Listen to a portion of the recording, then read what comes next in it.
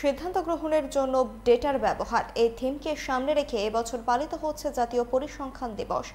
ভারতে আধুনিক পরিসংখ্যানের জনক বলা হয় প্রশান্ত চন্দ্র মহালনবিশকে।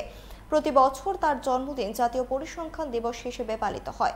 এই উপলক্ষে শনিবার আগরতলা রবীন্দ্র শতবার্ষিকী ভবনে আলোচনা সভা ও রক্তদান শিবির অনুষ্ঠিত হয়।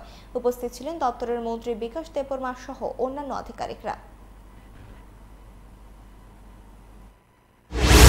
চারটা ডিস্ট্রিক্টের মধ্যে আমাদের অফিস আছে। এখন